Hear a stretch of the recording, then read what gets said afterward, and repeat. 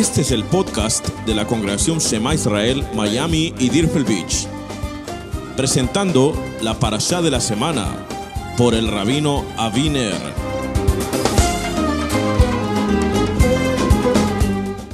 En primer lugar, a título de introducción, me estaba haciendo acuerdo aquí. Hay una ciudad en España que se llama Toledo.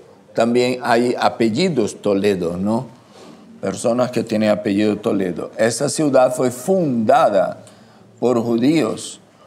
Y ahí, pues, antes de que España fuera lo que es hoy, pues ya los judíos, ya el pueblo de Israel, vamos a decir así, especialmente los expatriados de las tribus del norte que fueron a poblar la península ibérica, ya hubo presencia del pueblo de Israel allí desde la división del reino de Salomón, cuando Jeroboam y Roboam,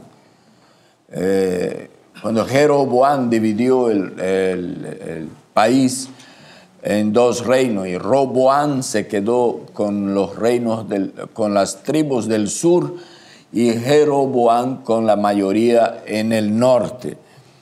Y ayer inclusive estábamos estudiando en Miami con el curso Hayesod, la lección número 8, que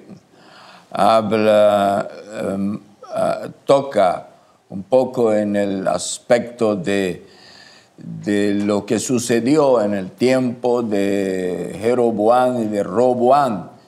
Roboam, cuando asumió el reino después de la muerte de Shlomo Amelech, del rey Salomón, él tenía pues a su disposición la ciudad de Jerusalén y el templo que estaba en Jerusalén. Jeroboam se quedó en el norte y por cuestiones políticas no quiso le preocupó que el pueblo de las tribus del norte, cuando llegue el tiempo de las festividades de peregrinación, como Pesach, como Shavuot y como Sukkot en especial, que el pueblo del norte fuera a Jerusalén, que en tiempos de la división del reino, Jerusalén ahora ya estaba en el exterior del Israel. Entonces, para que este pueblo de las 10 tribus del norte no se fuera a Jerusalén, él creó santuarios y construyó altares en el norte por cuestiones políticas, para que el pueblo no se fuera a Jerusalén, para mantener la división. Y esto los profetas han llamado el pecado de Jeroboam.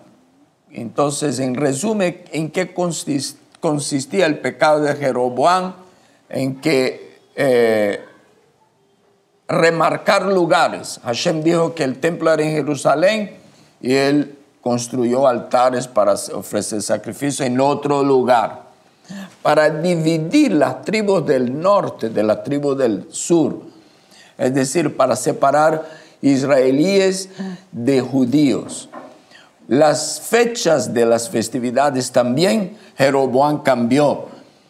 Y esto fue exactamente lo que hicieron en la historia de la Keilah, de los creyentes en Yeshua, que por motivos políticos decidieron separar lo que se llama la iglesia o los creyentes gentiles de los creyentes judíos, y marcar otras fechas, otros lugares.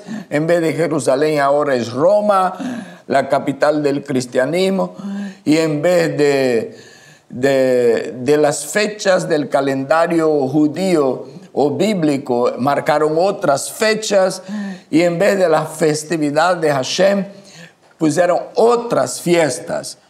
Y si los profetas llamaron estos cambios políticos, por razones políticas y paganas, llamaron eso el pecado de Jeroboam, entonces nosotros podríamos llamar también los cambios que se han hecho desde el cuarto siglo, tercero, cuarto siglo, el pecado de la cristiandad.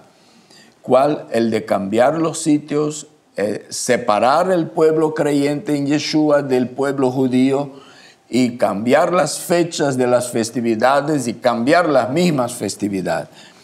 Pero ahora nosotros estamos, bueno, entonces esto causó que el pueblo de Israel, de las tribus del norte, comenzaran a esparcirse por el mundo, porque que vamos a quedar aquí en el norte de Israel sin poder ir a Jerusalén.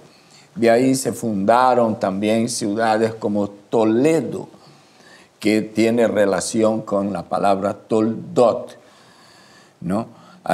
Cuando vaya a algún tour en España, no deje de visitar la ciudad de Toledo. Parece que estoy haciendo propaganda turística aquí, pero es para conocer un poquito más de la cultura y de la historia de los judíos sefaraditas.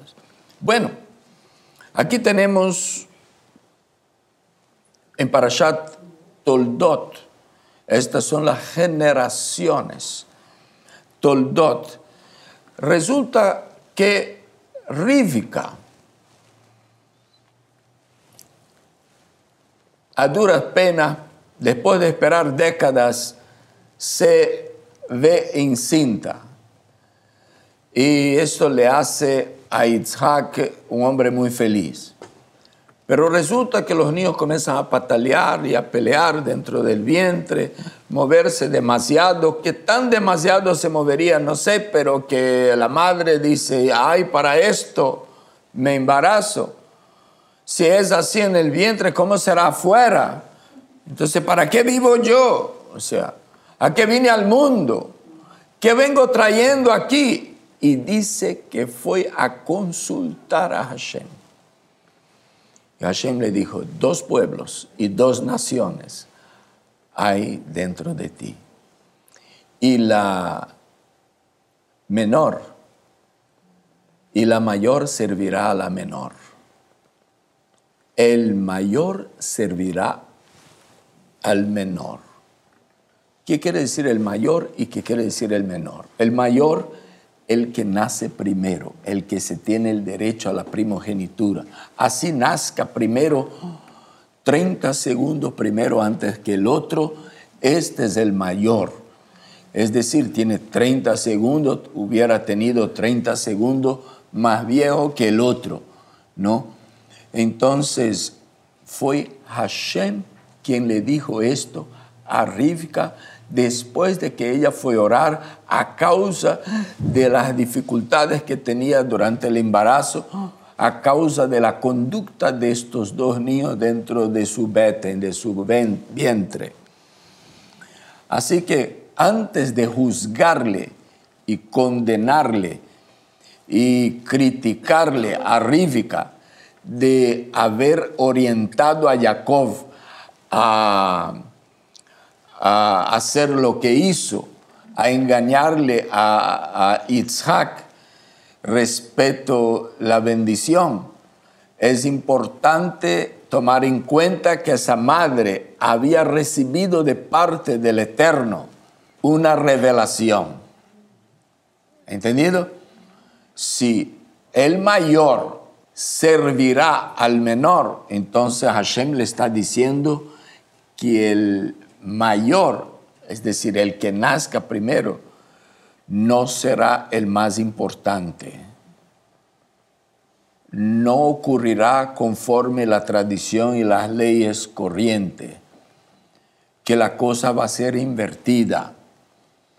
Entonces, esto en la interpretación de Rivka significa que la primogenitura, la bendición mayor que da el padre, debe reposar en el menor.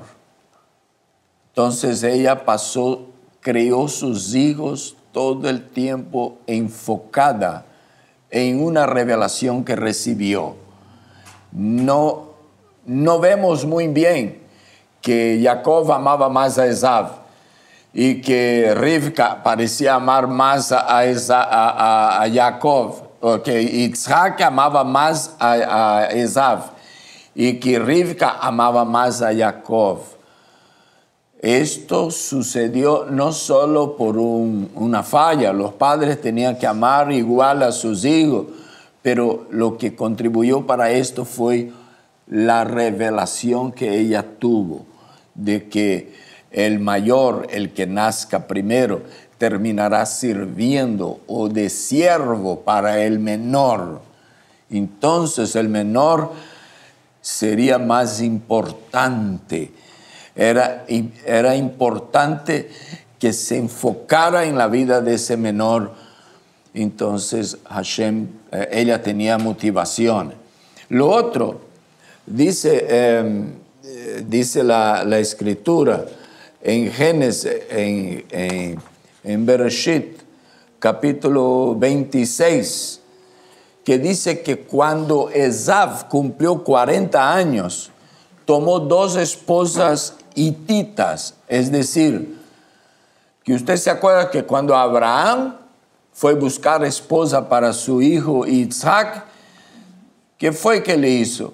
Mandó a hacer un viaje largo, estudiamos la semana pasada, y mandó a hacer un viaje largo a buscar en la familia, dentro de la familia, esposa para su hijo.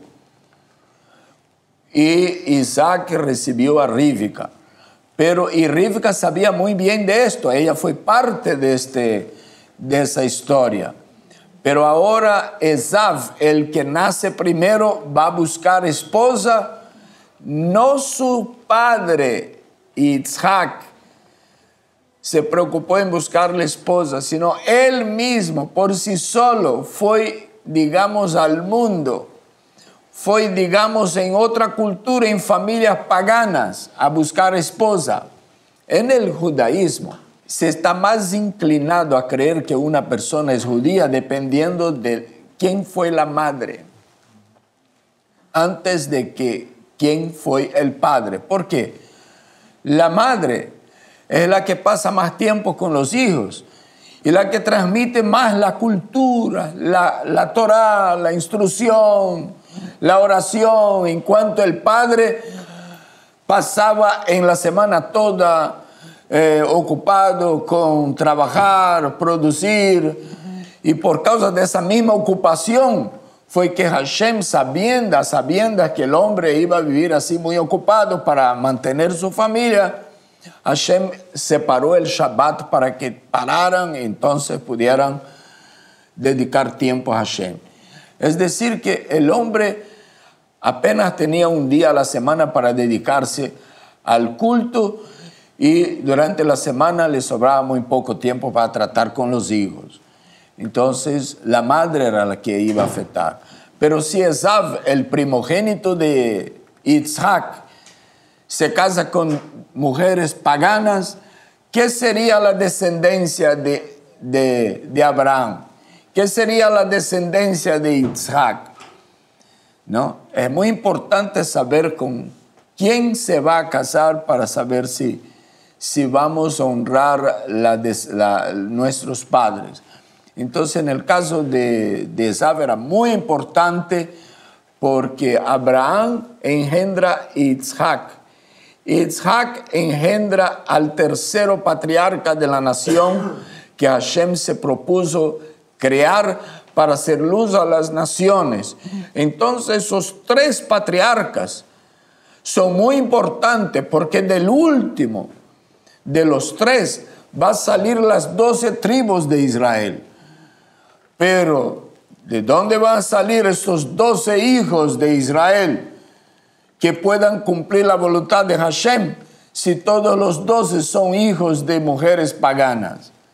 Entonces Rivka estaba viendo todo eso y dice: Jacob, ven acá, tenemos que hacer algo. Y dice que Jacob no estaba muy interesado en esto.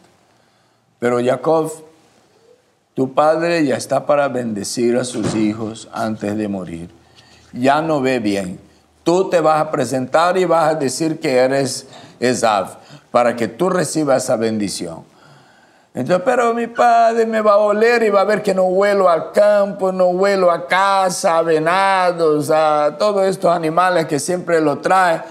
Mi padre va a ver que yo no soy pelón como él, nosotros vamos a hacer algo. Y ella ya tenía idea, todo planificado, ¿no? Y lo hizo, y Isaac dio la bendición y la primogenitura para Jacob, la que según la tradición le correspondría a Esaú. Pero ¿cómo? ¿Por qué Hashem permitió que Isaac se dejara engañar? Permitió que Jacob le quitara esa bendición de su padre que pertenecía a su hermano, porque Hashem vio que Esaú menospreció eso todo. ¿Cómo menospreció? Menospreció yendo en pos de mujeres paganas, o sea, eligiendo para sí mujeres paganas. Y luego, porque menospreció cambiando ese derecho, ese privilegio, por un plato de lentillas rojas. Bueno, vamos a ver algunas cosas, pensemos algunas cosas. ¿Por qué Esaú sale al campo a buscar una casa para su padre? Su padre que le espera para bendecirlo. Y él lucha todo el tiempo y no consigue nada. Parece que Hashem estaba dificultándole la vida y facilitándole las cosas a Jacob, ¿no es así? Facilitándole la vida a Rivka, que quería que la bendición recayera sobre el hijo que se quedaba siempre en la casa con ella. Entonces Jacob, bien orientado, prepara su plato de lentilla. No sé si a ustedes les gustan las lentillas. ¿A cuántos les gustan las lentillas?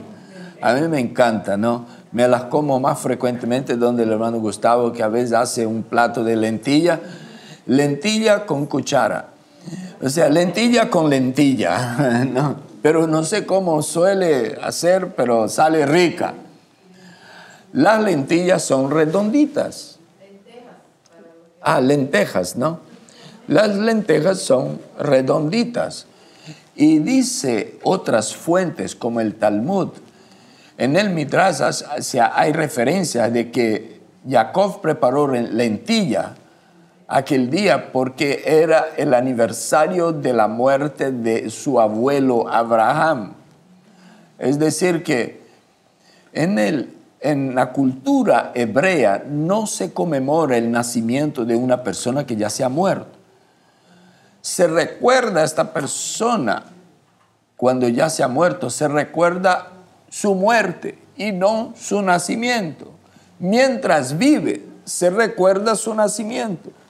Ay, vea, hoy es el día que tú naciste, eso está bonito, vea, ya ¿cuántos años haces? 20 ahora y el próximo año hará 21. Pero ya cuando parte para su mundo, cuando va a la eternidad, entonces ya él es recordado por su muerte, no por su nacimiento. En el cristianismo se recuerda a la persona siempre por su nacimiento. Para que recuerde la muerte de alguien tiene que haber un versículo diciendo, ¿no?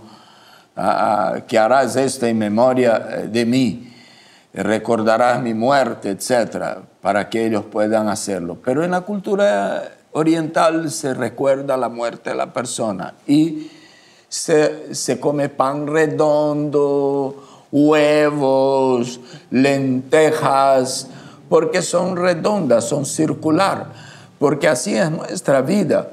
Nosotros llegamos a ese mundo, cumplimos el papel que tenemos que cumplir, vivimos y hasta que nos morimos. El círculo de la vida. Y dicen que Jacob estaba recordando con esta comida la muerte de su abuelo. Pero cuando llega Esaú, ni siquiera pregunta, ¿y por qué hiciste lentejas? Y lo que le había movido a hacer lentejas era algo muy especial, una razón muy especial, sino que él estaba preocupado más con su vientre. Y dije, dame un poco de esto. Dicen, te doy si me das tu primogenitura. Ay, ¿para qué me sirve esto si yo me muero de hambre? Dice, ok, pero hagamos negocio. júramelo primero. Ah, está jurado. Ok, cómete las lentejas que quieras. Y él sació su vientre y menospreció su primogenitura. Esto confirma lo que dice la Torá, lo que diría la Torá escrita después, de que toda palabra que sale de nuestra boca, Hashem la tiene bien anotada. Toda palabra que sale de nuestra boca, Hashem la tiene bien anotada. Yo no sé si ustedes leyeron la porción del Brit Hadashah ayer, pero la porción del Brit Hadashah ayer habla de discípulos que vienen atrás de su maestro, su rabino, conversando entre sí. Y decía uno con el otro, bien suavecito para que Yeshua no lo escuchara. Dice, y si se establece el reino, ¿quién va a sentar a la diestra de él? O sea, a su derecha. Yo creo que seré yo. El otro dice, no, puede ser yo. No, a mí me toca. Y bueno, cada cual quería el mejor lugar. Y Yeshua iba caminando. Y ellos estaban seguros de que Yeshua no escuchaba. Cuando llegó al lugar y se sentaron, Yeshua dijo, sí, pues tengo una pregunta. Ay, diga, Rabino, ¿qué es esto que ustedes venían conversando allá atrás? Y que venía ahí. Pues yo tengo algo para decirlo acerca de lo que venían conversando. El que quiera ser el mayor será el menor. Y ellos quedaron. La quijada se les vino abajo. Pero si nosotros no hablamos eso al grito, nosotros veníamos atrás. Pero Yeshua ya se había dado cuenta de lo que había hablado. Esa es una de las conexiones que hay entre la lectura del Brit Hadashah con Parashat Toldot. Que cuando nosotros abrimos la boca y hablamos, ya estamos comprometidos. Así hablamos bajito, para que nadie nos escuche. Porque lo que importa no es lo que la gente escucha, es lo que Hashem oye. Esto es lo que pesa. Porque la gente que escuche, si pudiéramos ocultar nuestras palabras de delante de Hashem, sería bueno, sería menos perjudicial para nosotros. Pero podemos ocultar no más de las personas. Pero de Hashem es imposible ocultar nuestras palabras. Aún la palabra no salió de nuestra boca, Él ya la sabe. Imagínense. Eso puede ser una gran ventaja, pero puede transformar en una gran desventaja para nosotros. Una gran ventaja es lo que estamos diciendo, pues son palabras de fe, palabras de ánimo, palabras de bendición, buenos propósitos en nuestra vida. Pero si lo que estamos diciendo son necedades, cosas que a Hashem no le agrada, ya nos hemos metido en lío, así nadie lo haya escuchado. Nadie aquí abajo. ¿No? Hay que tenerle mucho cuidado a eso. Porque cuando Esav le dijo, ¿para qué me sirve primogenitura si me muero de hambre? No sé si usted sabe cómo es la sensación que uno tiene cuando da las 3 de la tarde, no hemos desayunado y tampoco hemos almorzado. Ya las tripas grandes ya se están comiendo las pequeñas, ¿no? Se me ríe. Y ya comienza a hacer una bulla aquí dentro que uno no sabe si tiene bichos o si es que se están comiendo las grandes a las pequeñas. Pues bien, yo creo que Esav vino en una situación de esta cuando Jacob le dice, no, yo te paso la lenteja, el guiso que acabé de hacer, si tú me dices que definitivamente la primogenitura es mía. ¿De qué me sirve eso de primogenitura? La menospreció. La menospreció ahí y la confirmó. Se lo confirmó cuando fue a buscar mujeres paganas. Se lo confirmó de que eso no tenía ningún valor para él. Hay valores espirituales que son menospreciados cada día por mucha gente buena cuando abren sus bocas y hablan cosas que no debieran hablar. cuando toman decisiones que no debieran tomar. Esta palabra decisión es una palabra muy pesada, muy seria, porque decisión son cosas que nosotros, son acciones nuestras con las que vamos a vivir los 120 años si vivimos 120 años. Cuantos sean los años de nuestra vida, viviremos con nuestras decisiones, buenas o malas. El que tome una mala decisión está destinado a una vida de consecuencias relacionadas con aquella decisión que ha tomado. Bueno es cuando Hashem nos da oportunidad de arrepentirnos y volver atrás y arreglar las situaciones para no tener que seguir sufriendo las consecuencias de nuestras decisiones. Y Hashem es poderoso para, pues, hacer estas cosas. Lo hizo con Jonás, lo hizo con Kefas, Pedro. Tomaron decisiones equivocadas, lloraron, Hashem cambió las cosas y ellos tuvieron una nueva oportunidad. El Eterno es poderoso para hacer esto. Pero a nosotros nos corresponde tener cuidado de tomar decisiones. La decisión que tomó Esav le costó la bendición más grande. Hoy estuviéramos diciendo así: oh Dios de Abraham, Isaac y Esav. Pero no, estamos diciendo Dios de Abraham, Dios de Isaac, Dios de Jacob. ¿Por qué? Porque un hombre menospreció, tomó la decisión de menospreciar sus valores espirituales. Tomó la decisión de menospreciar su primogenitura. Así que no le culpemos a Rivka por lo que pasó, ¿no? Al parecer, Isaac ya estaba muy viejito, no podía ver muchas cosas, pero al fin se dio cuenta, ¿no?, de que Esav le engañaba. No era el hombre.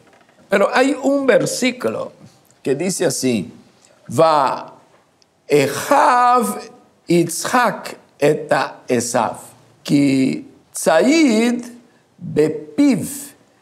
¿Qué quiere decir Said bepiv? ¿Usted se acuerda de esa oración que hacemos, muy bíblica, desde luego, antes de comenzar las alabanzas? Adonai tzfatai tiftach, ufi yagid teilateja. Entonces aquí cuando dice Said bepiv o bepiv, o sea, él cazaba con su boca, en su boca, cazaba en su boca. ¿Qué quiere decir esto? Era un cazador que cazaba en su boca. Nosotros entendemos, hay varias maneras de entender esta verdad, pero para los que hemos estudiado reglas de interpretación bíblica desde la perspectiva judía, sabemos que existe un principio de interpretación llamado Pardes, que tiene más de un nivel de interpretación, desde el más sencillo, el más aplicativo, el más profundo y el más secreto de las reglas de interpretación bíblica. Entonces, según esta regla de Pardes, y eso en niveles un poco más profundos, quiere decir que él era un hábil cazador con su boca, en el sentido de que él era un parlantín, él era un parlotero. ¿Existe esta palabra? Era muy paca.